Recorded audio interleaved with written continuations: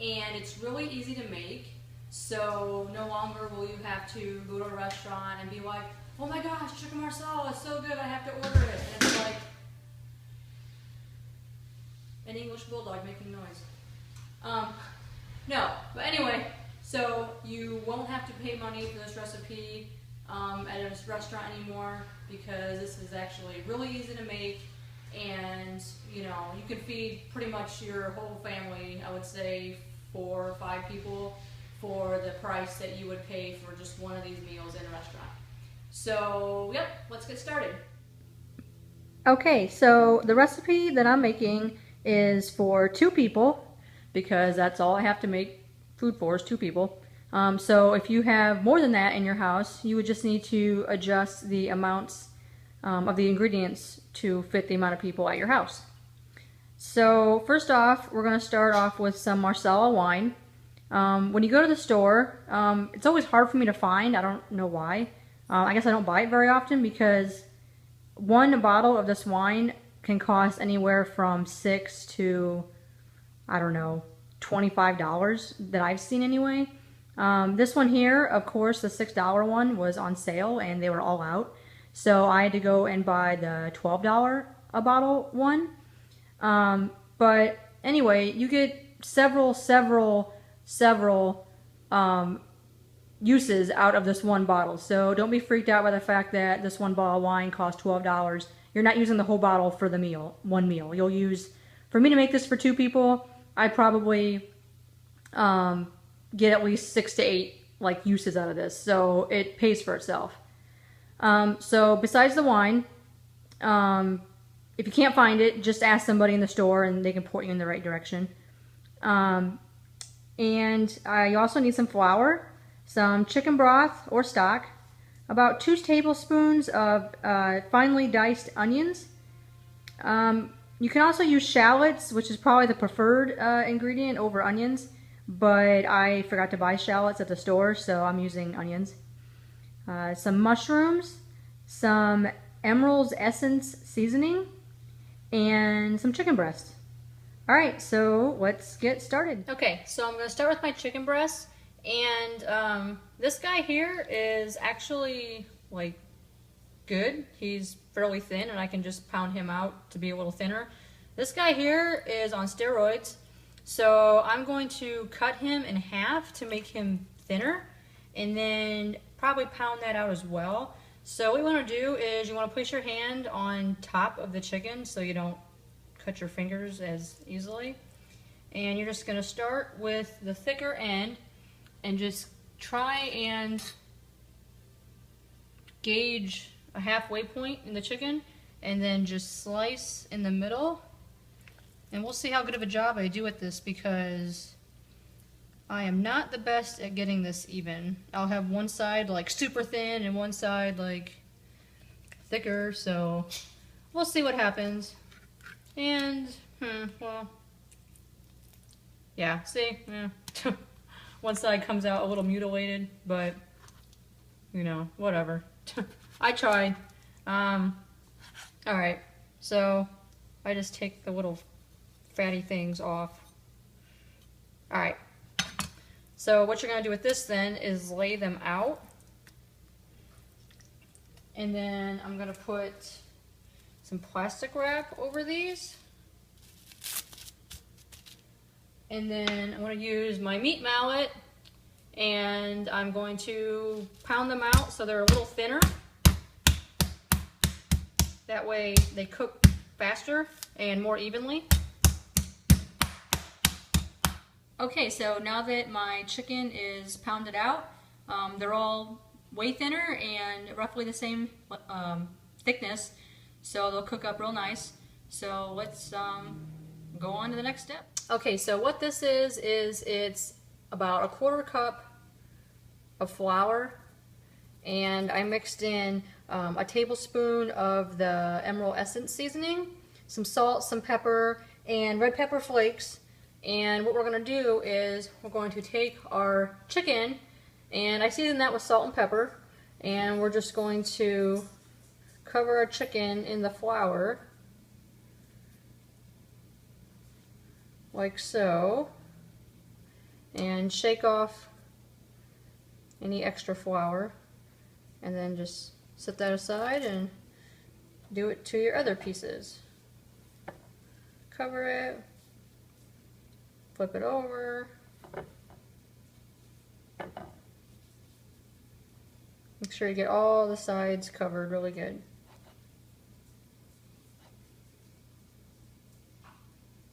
Okay, so now we're going to cook our chicken.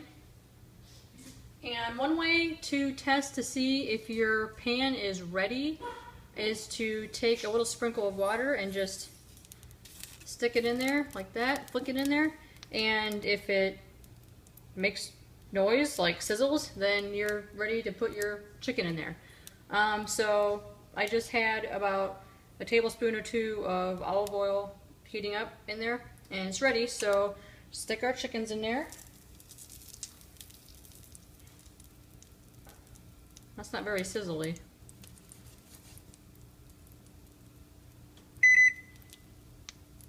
All right.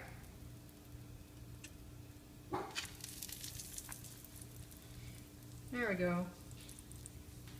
All right, and then hopefully I can cram all these in here. Okay. Well, your pan should be a little bit hotter than mine was, I guess. I thought it would be hotter because it should make more of a sizzly noise when you stick your chicken on there. But yeah, so we'll see what happens. So these will cook on this one side for about 3 minutes and about 2 minutes on the other side. Okay, so it's been about 3 minutes on this one side. So I'm going to flip the chicken because you can also tell you need to flip it when it starts getting this white around the edges. So I'm going to flip the chicken. And if my pan had been a little hotter when I started this, this other side would have been a little more golden brown than what it is.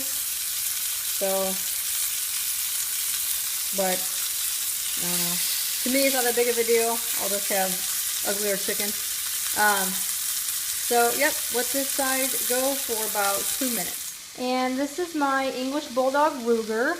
He likes to sit next to the stove and watch me cook because he waits for the outside chance that I drop something. Huh? You wait for me to drop something? Yep, that's Ruger. Ruger, speak! Speak! You camera shy? Need a treat, huh? Yeah. You need a treat. Ruger, speak! Speak! Speak! That was pathetic. Speak! There we go. You're a good boy. Shake. Shake. Yeah, good boy. Alright, back to chicken. Okay, so my chicken is more than halfway cooked through. It's not cooked through all the way because when I make the sauce, I'm going to stick the chicken back in for a few minutes to finish off its cooking. So I just put it on this plate to sit to the side while I make my sauce. And earlier when I was cooking the chicken, I probably should have told you that I had my pan set on medium-high heat. So yep, keep that in mind when you cook your chicken. Okay, so let's make the sauce. Okay, so when you're making the sauce, cut the heat back on the burner to medium-low, and throw a tablespoon of butter in there, and that's gonna melt. So you can saute up your mushrooms that you sliced and your onions or shallots if you can find them in the store. If you use a shallot, just use one. That's why I just used a couple tablespoons of onion. So once that gets melted down, you can stick your onions and your mushroom in there, or your shallot, whatever. And then just saute those.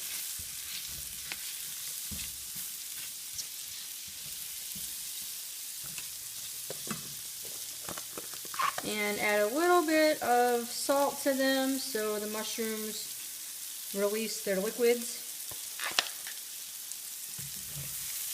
And I'll put some pepper on there too, just because. And before, when I started this, I didn't list butter in the ingredients or salt and pepper. To be honest, I forgot. But you know, most of the time you probably have those on hand anyway, so.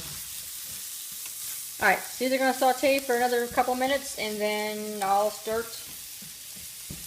I don't know, finishing it. So, back in a minute. Okay, so our vegetables are sauteed to where we want them to be. So I'm going to add my cup of Marsala.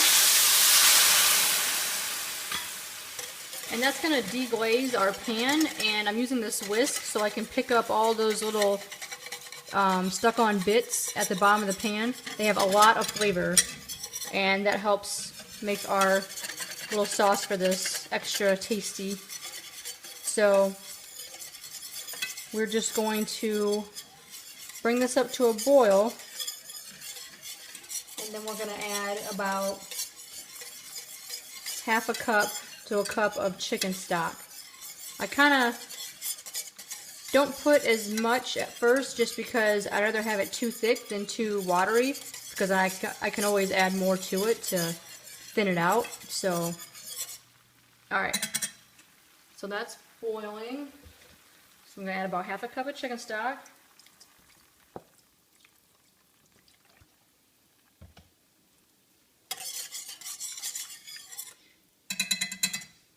And then some salt and pepper.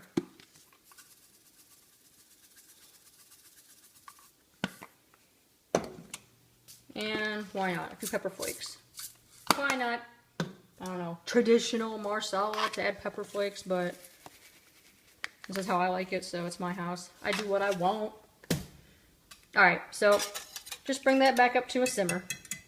Okay, so the sauce has reduced by about half, and it's been simmering for about, I don't know, like 3 minutes.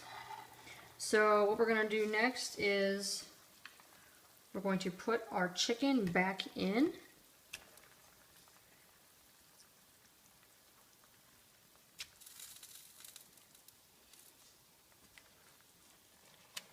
And then I'm going to pour the juices that were on the plate back into here, because that is a lot of flavor as well. And then I'm just going to let this cook for about 5-6 minutes, and then temp my chicken, and it should be about done. Okay, so this sauce is just about finished, and the chicken is just about cooked, so I'm going to add about a tablespoon of butter just to give this sauce a little bit of richness, and melt that down. And I'll temp my chicken here in a minute, and we should be ready to just about eat. Okay, so I'm just going to temp my thickest chicken, and he's saying 166. So as long as it's about, as long as it's at least 160, 165, we're ready to go. So get this plated up and show you what it looks like. Okay, so here's our chicken on the plate. Just had some green beans with it and some potatoes that I roasted in the oven with some rosemary and thyme and olive oil, salt and pepper. And you're just going to spoon over your sauce over the chicken. And for this sauce, you don't want it thick like gravy, but you don't want it like water. Somewhere in between. I mean, I like mine a little on the thicker side. So go ahead and spoon the sauce over. Feel free to put as much as you want because you're going to want to dip your chicken in it. And yep, so I just garnished mine with some chopped scallions. And that's it. So thanks for watching, and I guess I'll see you next time.